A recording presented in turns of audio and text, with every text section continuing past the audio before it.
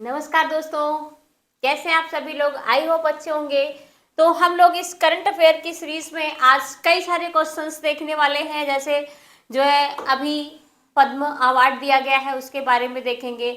इसके अलावा जो है जो हमारा पद्म अवार्ड है किसको किसको मिला है, ठीक है, कितने पद्म भूषण है, कितने पद्म भूषण दिए गए हैं, ठीक है। और अभी 2 फरवरी को कौन सा डे मनाया गया है, ठीक है। पंजाब में किस राष्ट्रीय हवाई अड्डे का नाम गुरु रविदास अंतरराष्ट्रीय हवाई अड्डा कर दिया गया है। तो और भी ऐसे कई सारे क्वेश्चंस हैं जो हमारे एग्जाम के लिए काफी महत्वपूर्ण है। देखिए क्वेश्चन तो बहुत सारे होते हैं करंट अफेयर्स के, ठीक है, और बहुत सारे बताए भी जा सकते हैं, लेकिन हम यहाँ पे लिमिटेड क्वेश्चन लेते हैं कि जो एकदम आपके एग्जाम ओरिएंटेड हो, जो आपके एग्जाम में जहां से आपका क्वेश्चन बिल्कुल निश्चित रूप से होता है। तो इसीलिए क्वेश्चन नंबर आप क्वेश्चन लिमिट होते हैं। तो चलिए हम लोग देर ना करते हुए क्वेश्चन की तरफ बढ़ते हैं और आप लोग बने रहिएगा हमारे चैनल पे। तो ये रहा आपका स्क्रीन पे पहला क्वेश्चन है, अभी हाल ही में केंद्र सरकार ने वर्ष 2025 में, ठीक है, सेंट्रल गवर्नमेंट ने क्या किया है, वर्ष 2025 में कितने लोगों को पद्म अवार्ड यानी पद्म विभूषण, पद्म भूषण और पद्मश्री दिए जाने की घोषणा किया है। ये कब दिया गया है या कब दिए जाने की घोषणा किया है, तो ये राष्ट्रपति महोदया ने किया था।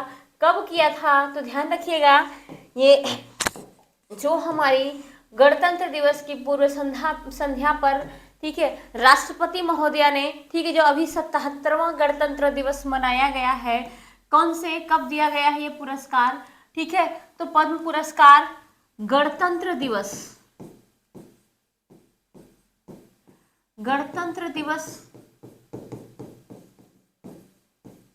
की संध्या पर।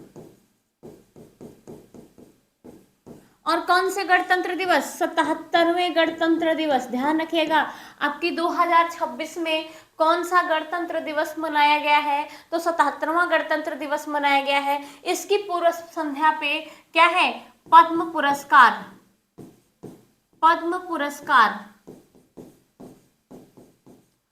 पुरस्कार की घोषणा की गई है, ठीक है। तो पद्म पुरस्कार की जो घोषणा की गई है 77वें गणतंत्र दिवस पे, कुल कितने लोगों को दिया गया है, यानी इस पे जो विजेता है, कुल कितने विजेता हैं, 131, 132, 139 या फिर 140।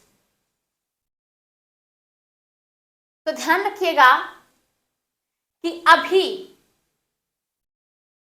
जो पद्म पुरस्कार 2026 में दिया गया है वो कितने लोगों को दिया गया है, तो वो दिया गया है 131 लोगों को। कितने लोगों को दिया गया है, 131 लोगों को दिया गया है। इसके अलावा जो है, इसके अलावा आप देखेंगे, एक सेकेंड, चलिए 139 यहाँ पे ऑप्शन में है, 132 ऑप्शन में, 140 ऑप्शन, तो 139 लोगों को 2025 में दिया गया था, ठीक है। तो इस तरीके से सबको अलग अलग हर साल दिया जाता है, कभी 139, कभी 132, कभी 131, जैसे जिन पुरस्कारों की घोषणा होती है या जैसे लोग उसके विजेता होते हैं उसी हिसाब से दिया जाता है। तो ये पद्म पुरस्कार अवार्ड जो है, ध्यान रखिएगा, पद्म पुरस्कार अवार्ड जो है हमारा, ये जो पद्म पुरस्कार अवार्ड है, ठीक है, ये पद्म पुरस्कार भारत रत्न के बाद, क्या है, भारत रत्न के बाद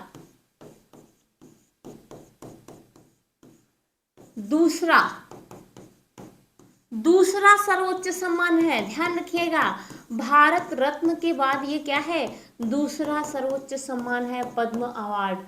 तो इसको भी ध्यान रखेंगे कि पद्म अवार्ड भारत रत्न के बाद दूसरा सर्वोच्च अवार्ड है। इसकी शुरुआत की अगर हम बात कर लें, तो ये शुरुआत कब किया गया था, पद्म अवार्ड की शुरुआत 1954 में यानी कब किया गया था? 1954 में इसकी शुरुआत की गई थी। कितने लोगों को अभी दिया गया है? तो 131 लोगों को दिया गया है। 2026 में 131 लोगों को पद्म पुरस्कार अवार्ड दिया गया है। कितना कितना दिया गया है? तो ध्यान रखिएगा, 131 में 5 लोगों को पद्म विभूषण दिया गया है, 5 लोगों को, जबकि 13 लोगों को पद्म भूषण अवार्ड दिया गया है। ठीक है, 13 लोगों को पद्म भूषण अवार्ड दिया गया है और बाकी 113 लोगों को पद्मश्री अवार्ड से नवाजा गया है। तो ध्यान रखिएगा, ये आपका वो 5 नाम है, आपके वो फेमस नाम है कि जिनको पद्म विभूषण अवार्ड दिया गया है। ठीक है, पद्म अवार्ड में सबसे बड़ा अवार्ड होता है पद्म विभूषण अवार्ड। ठीक है, तो किसको किसको दिया गया है? श्री धर्मेंद्र सिंह देओल को अभी इनको मरणोपरांत दिया गया है। अभी धर्मेंद्र सिंह जी की मृत्यु हुई है। ठीक है, जो कि फिल्म इंडस्ट्री के बड़े 5 स्टार माने जाते थे। ठीक है, बहुत अच्छे व्यक्ति थे ये। तो इनको किस क्षेत्र में दिया गया है? ध्यान रखिएगा, इनको आर्ट के क्षेत्र में, कला के क्षेत्र में दिया गया है। ये कहाँ से हैं, किस राज्य से हैं? तो ये महाराष्ट्र से हैं। इसके अलावा श्री केटी थॉमस को दिया गया है, इनको सार्वजनिक क्षेत्र में दिया गया है। ये कहाँ से हैं? तो ये केरल से हैं। सुश्री एन राजम, यानी ये अभी अविवाहित हैं, इनको भी दिया गया है। ये कहाँ से, किस सेक्टर में दिया गया है? इनको भी आर्ट के सेक्टर में, और ये उत्तर प्रदेश की हैं। कहाँ की है? उत्तर प्रदेश की हैं। ठीक है, और श्री पी एन नारायणन, इनको साहित्य एवं शिक्षा के क्षेत्र में दिया गया है। ये भी केरल से हैं। और श्री वी एस अच्युतानंद, इनको भी मरणोपरांत दिया गया है। तो ध्यान रखिएगा, ये भी सार्वजनिक क्षेत्र से हैं, केरल के हैं। तो इसमें से 2 जो पद्म विभूषण अवार्ड मिला है, 2 लोग आप देख रहे हैं केरल के हैं, बाकी एक इकलौता, 2 लोग नहीं 3 लोग केरल के हैं। ये 3 केरल के हैं, बाकी 1 लोग उत्तर प्रदेश से हैं और 1 लोग महाराष्ट्र से हैं। तो आप ध्यान में रखिएगा, जो पद्म विभूषण अवार्ड है कितने लोगों को दिया गया है? 5 लोगों को दिया गया है। बाकी अगर हम पद्मश्री की बात करें तो 113 लोगों को दिया गया है, और जो पद्म भूषण अवार्ड है वो 13 लोगों को दिया गया है। ठीक है, तो ये तीनों चीजें ध्यान में रखेंगे। और अभी जो हमारा पद्म अवार्ड मिला है, ये जो पद्म अवार्ड मिला है, ये देखिए, तो पद्म विभूषण कितने लोगों को दिया गया है? ये 5 लोगों को दिया गया है। ये आप ध्यान रखिएगा, अभी हमने बताया है कौन कौन से हैं।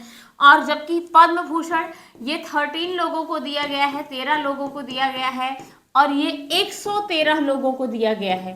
तो ये तीनों बातें ध्यान रखेंगे। और इसका लोगो ध्यान रखिएगा, कुछ इस तरीके से दिखाई दे रहा है, पद्म भूषण, पद्म विभूषण, ठीक है, और पद्मश्री अवार्ड।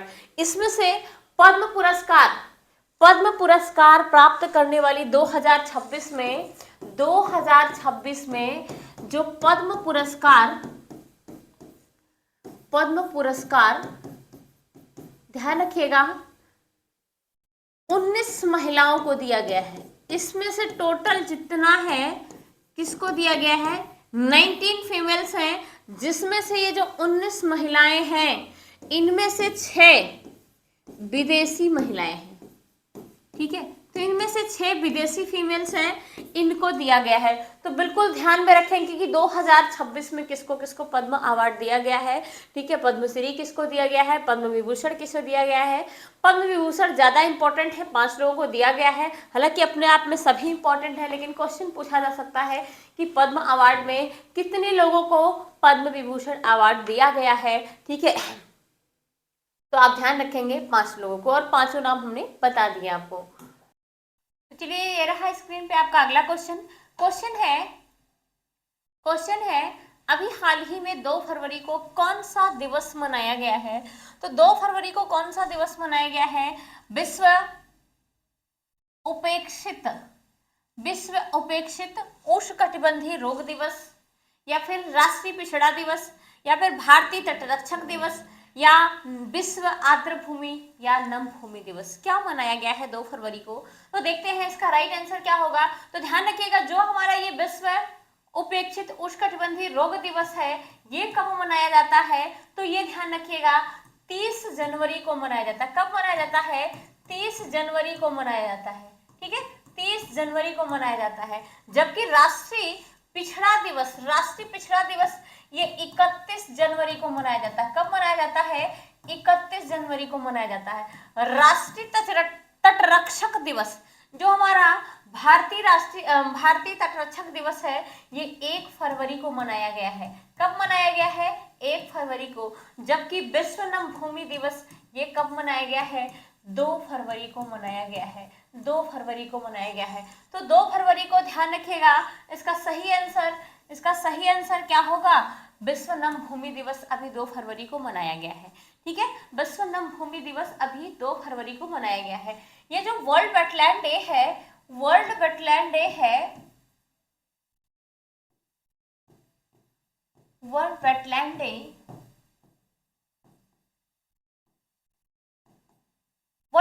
डे ध्यान रखिएगा, ये प्रतिवर्ष कब मनाया जाता है? तो ये प्रतिवर्ष 2 फरवरी को मनाया जाता है।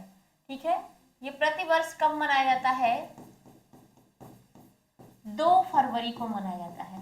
क्यों 2 फरवरी को मनाया जाता है? ये वही 2 फरवरी है।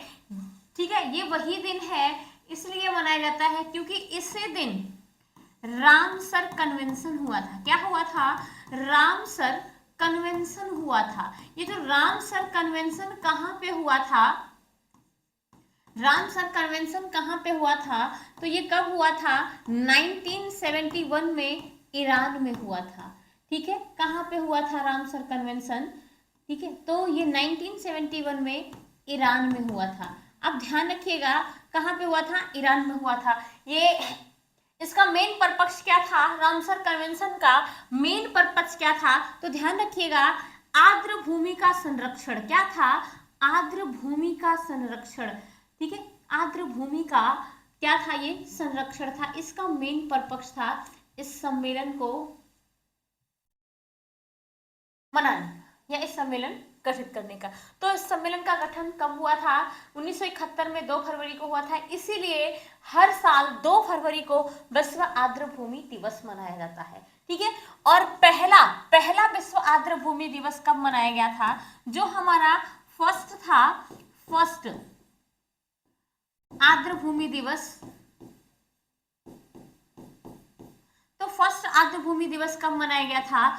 2 फरवरी। कब मनाया गया था? ये 2 फरवरी 1997 में। ये बिल्कुल याद कर लीजिएगा, रट लीजिएगा कि पहला नम भूमि दिवस कब मनाया गया था? 2 फरवरी 1997 में मनाया गया था। और क्या कुछ खास है? तो ध्यान रखिएगा, अभी जो आर्द्र भूमि दिवस या नम भूमि दिवस मनाया गया है, ठीक है, 2026 की थीम क्या रखी गई है? इसकी थीम क्या रखी गई? तो ध्यान रखिएगा, वेटलैंड एंड ट्रेडिशनल नॉलेज। क्या रखी गई इसकी थीम? आर्द्र भूमि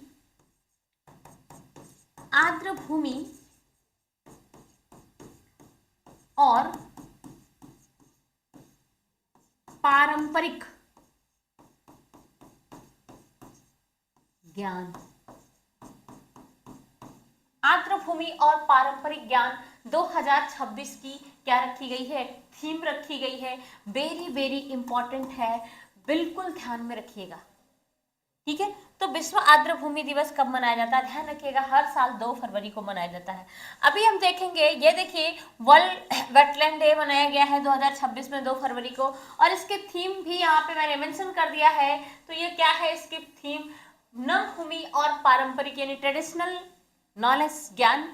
ठीक है, तो अभी वर्तमान में अगर हम बात करें, वर्तमान में भारत में कुल कितने ऐसे स्थल हैं जो आर्द्र भूमि में शामिल कर दिए गए हैं? तो ध्यान में रखिएगा, वर्तमान में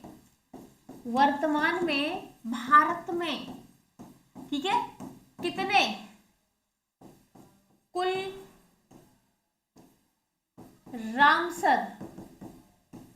रामसर साइट कितनी हो गई है? 98 हो गई है। ये भी आपका स्टार लगा लीजिए, इंपॉर्टेंट है। ठीक है, स्टार लगा लीजिए, ये भी क्या है? ये भी इंपॉर्टेंट है। तो ध्यान में रखिएगा, ये भी हमारा क्या है? इंपॉर्टेंट है। कि कितने आर्द्र भूमि स्थल हैं या कितने आर्द्र भूमि साइट हैं भारत में, तो 89 है। अभी 2026 में दो स्थल को शामिल किया गया है। वो दो स्थल कौन कौन से हैं? 2 फरवरी 2026 को शामिल किया गया है। 2 फरवरी 2026 को शामिल किया गया है। एक तो है हमारा पटना पश्चिम बिहार। पटना पश्चिम बिहार कहाँ पे है? पटना पश्चिम बिहार, तो ध्यान रखिएगा ये पटना जो पश्चिम बिहार है, पटना पश्चिम बिहार ये उत्तर प्रदेश में, उत्तर प्रदेश के एटा डिस्ट्रिक्ट में है। कहाँ पे है? उत्तर प्रदेश के एटा जिले में।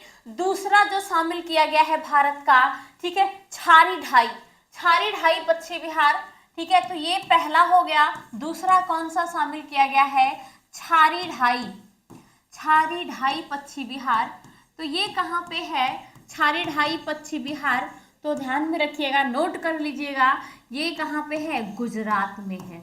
गुजरात के कच्छ डिस्ट्रिक्ट में है। कहाँ पे है? कच्छ डिस्ट्रिक्ट में है, जो भारत का एरिया वाइज सबसे बड़ा जिला है। ठीक है, भारत का एरिया वाइज सबसे बड़ा जिला है गुजरात का ये कच्छ डिस्ट्रिक्ट। ठीक है, यहाँ पे छारी ढाई पश्चिम बिहार या छारी ढाई को क्या है, 2 प्लेसेस ऐसे हैं कि जिसको जो है 2026 में रामसर साइट में शामिल किया गया है। तो भारत में टोटल रामसर साइटों की संख्या कितनी हो गई है? 89 हो गई है। तो ये भी बिल्कुल नोट डाउन करके रखिएगा, ध्यान रखिएगा क्या है ये। ठीक है, रामसर सम्मेलन। ठीक है, नेक्स्ट क्वेश्चन है आपका ऑरेंज इकोनॉमी। ऑरेंज इकोनॉमी का संबंध किससे है, जिसे केंद्रीय बजट 2026-27 में बढ़ावा देने की घोषणा की गई है? तो ध्यान रखिएगा, ऑरेंज इकोनॉमी सबसे बड़ा चैलेंज होने वाला है, जो इस समय ऑरेंज इकोनॉमी को समझना बहुत जरूरी है। क्या है? ज्ञान आधारित आर्थिक गतिविधियां फलों के उत्पादन से संबंधित है, या सोलर ऊर्जा को बढ़ावा देने से संबंधित है, या कार्बन उत्सर्जन को कम करने से संबंधित है? किससे संबंधित है? ध्यान रखिएगा, ऑरेंज इकोनॉमी। अभी जो केंद्रीय बजट 2026-27 आया है, ठीक है, इनमें ऑरेंज इकोनॉमी की खूब चर्चा हुई है और ऑरेंज इकोनॉमी के बारे में बताया गया है। क्या है ऑरेंज इकोनॉमी? चलिए देखते हैं। तो ध्यान रखिएगा, जो केंद्रीय बजट 2026-27 है, इस पे 3 बातों पे ज्यादा ध्यान दिया गया है। क्या क्या है? कि तेजी से आर्थिक विकास और आकांक्षाओं को पूर्ण करना और सबका साथ सबका विकास। तो इसमें 3 बातों को ध्यान दिया गया है। ठीक है, 3 बातें शामिल है।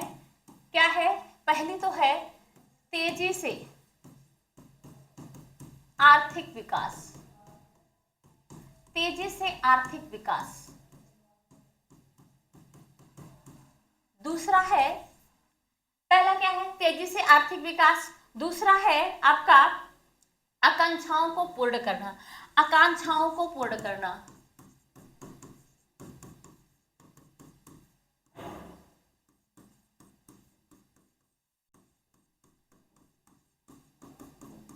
जो तीसरा है सबका साथ सबका विकास।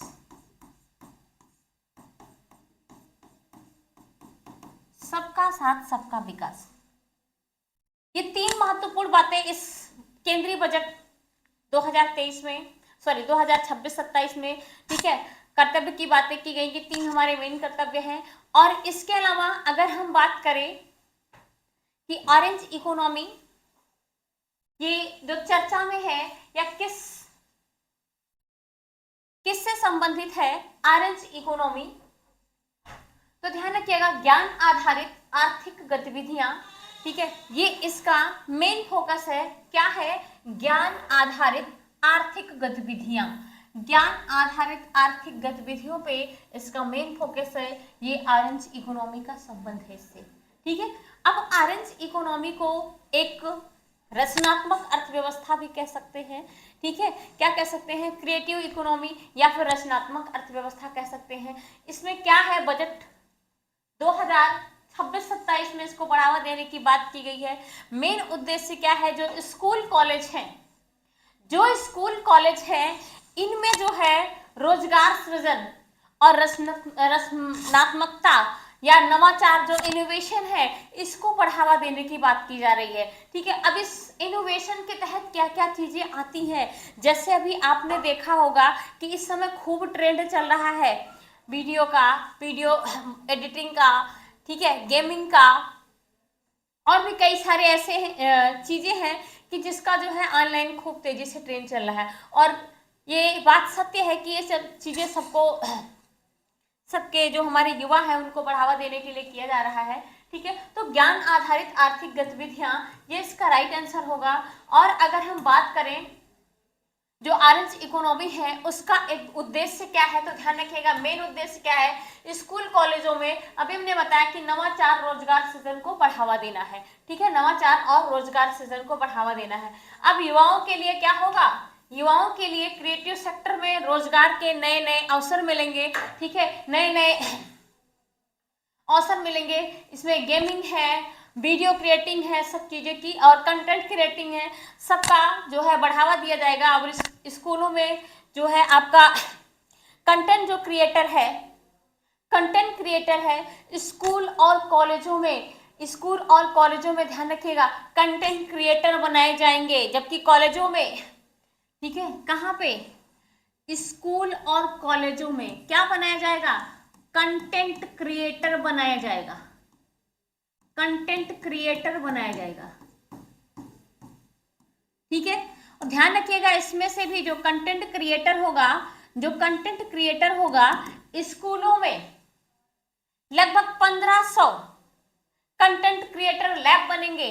ठीक है, कंटेंट क्रिएटर लैब कितने बनेंगे, 1500 स्कूलों में, स्कूल में कितना बनेंगे 1500, जबकि कॉलेजों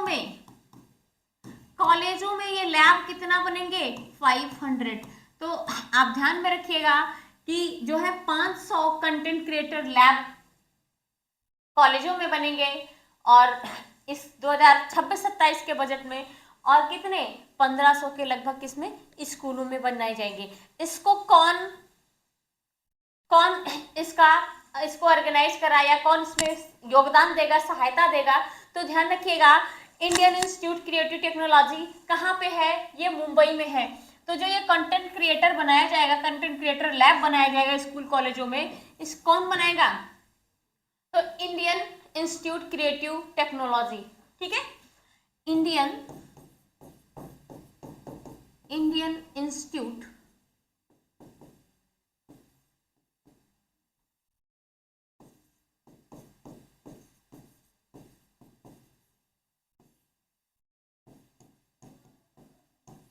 कंटेंट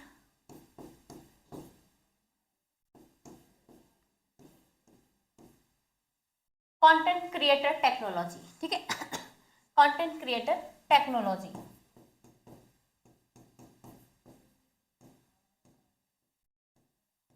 ये कहां पे है, इंडियन इंस्टीट्यूट कंटेंट, तो ये है आपका मुंबई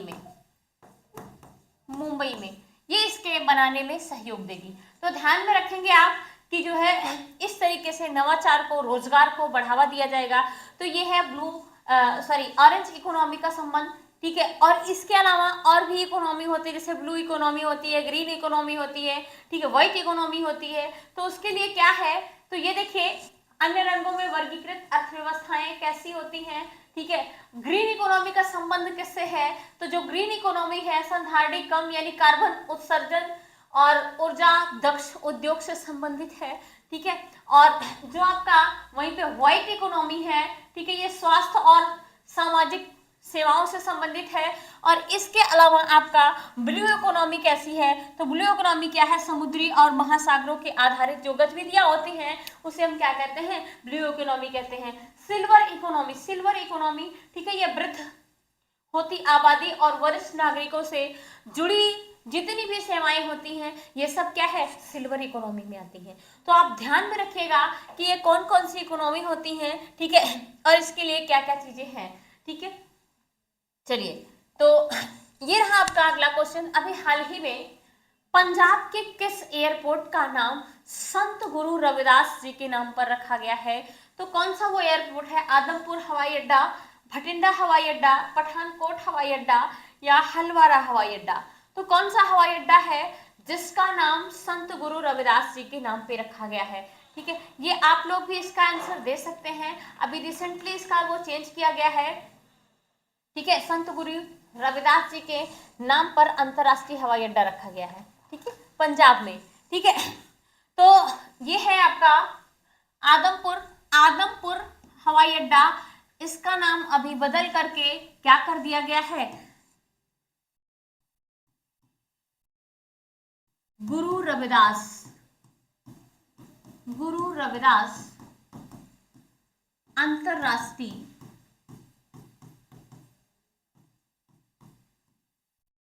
एयरपोर्ट।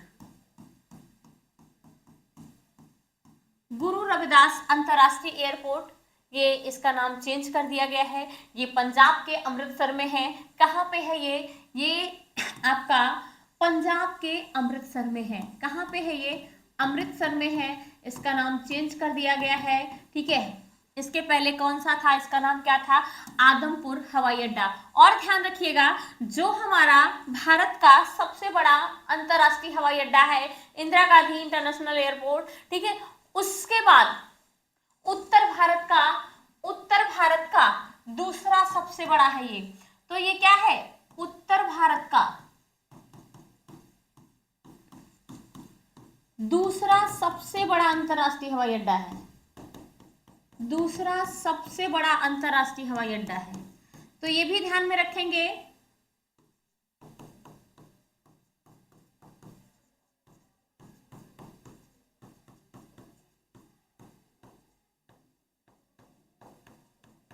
उत्तर भारत में ये दूसरा सबसे बड़ा अंतरराष्ट्रीय हवाई अड्डा है। और जो सबसे बड़ा अंतरराष्ट्रीय हवाई अड्डा है वो कौन सा है?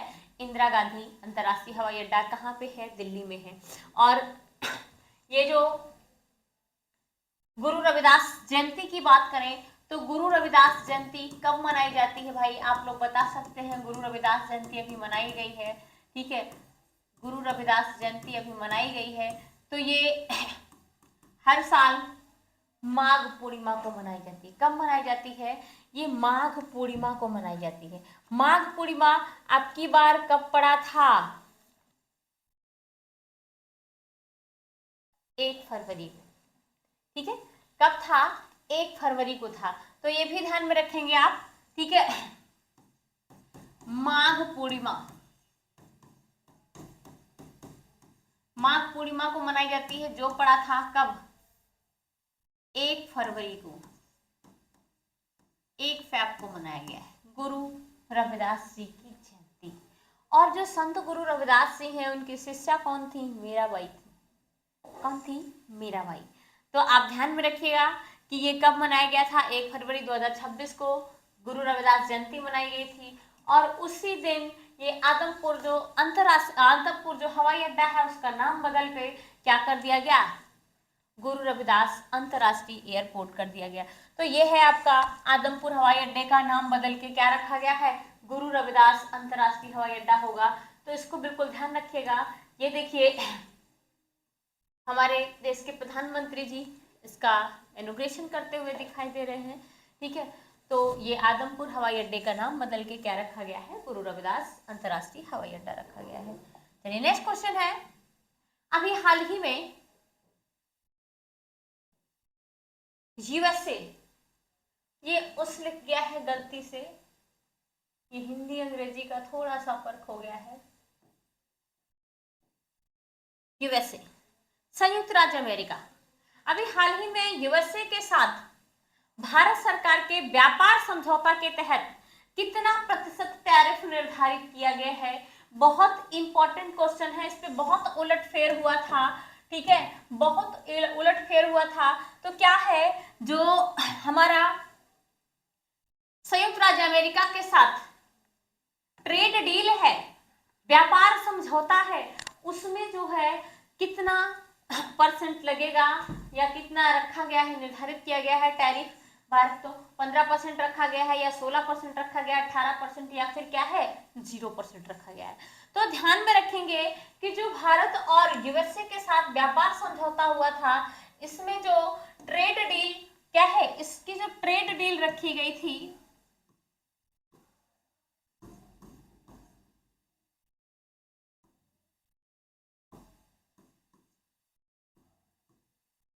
इसकी ट्रेड डील कितनी रखी गई, 18%। ध्यान रखिएगा, ये अभी इसके पहले जो ट्रेड डील थी भारत और यूएसए की, ठीक है, तो पहले 50% थी, ठीक है, 50% से घट के 25% आया, अब 25% पर से 18% आ गया, ठीक है। तो भारत और यूएसए का जो आयात होगा वो कितना होगा, भारत पे कितना लगेगा, 18% का टैरिफ लगेगा। और एक चीज ध्यान रखिएगा, इस ट्रेड डील के तहत ये जो हमारा व्यापार समझौता है, ट्रेड डील है, इसके तहत यूएसए कौन, संयुक्त राज्य अमेरिका, ठीक है, ये भारत में जब निर्यात करेगा तो इस पे कितना परसेंट भारत टैरिफ लगाएगा, तो यूएसए, ठीक है, का निर्यात, यूएसए का भारत में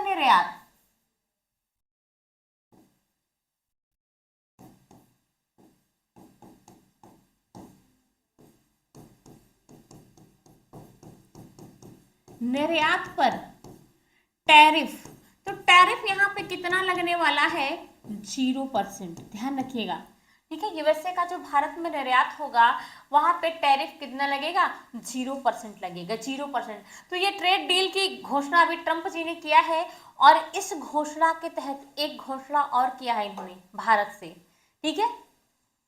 इन्होंने कहा है, ट्रंप महोदय ने क्या कहा है, ट्रंप जी ने क्या कहा है कि जो भारत तेल आयात करता है वो रूस और ईरान से कम कर देगा। तो जो इंडिया का तेल आयात है, भारत का तेल आयात क्या होगा, तेल आयात रूस और किससे, ईरान से कम कर देगा, ठीक है। और किससे, वेनेजुएला से, वेनेजुएला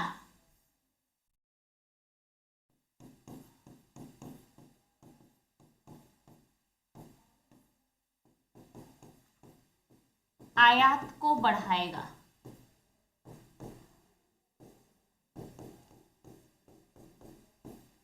तो ये भी क्या है, इस ट्रेड डील के तहत समझौता की गई है, ठीक है। तो ट्रंप ने ये भी समझौता किया है। तो ध्यान में रखिएगा कि अभी भारत पे कितने परसेंट टैरिफ लगेगी, तो 18% लगेगी, 18% लगेगी। तो ये है भारत पे जो पहले टैरिफ थी, हमने भी चर्चा किया था, कितना था, पहले 50% था, 50% से कम होके 25% आया, और 25% से कम होके अभी 2026 में, ठीक है, 2026 में कब, ये 3 फरवरी 2026 में ये कब कितना हो गया, 18% हो गया ये ट्रेड डील। तो ध्यान में रखिएगा आप लोग, ये रहे कुछ महत्वपूर्ण क्वेश्चन, और जो कि सभी एग्जामों के लिए इम्पोर्टेंट है, आप लोग इसको पढ़िएगा। और प्लीज़ वीडियो अच्छी लगे तो लाइक एंड सब्सक्राइब जरूर करिएगा, और जितना हो सके शेयर करिएगा, ताकि ज़्यादा से ज़्यादा लोगों को फ़ायदा मिल सके। Thank you.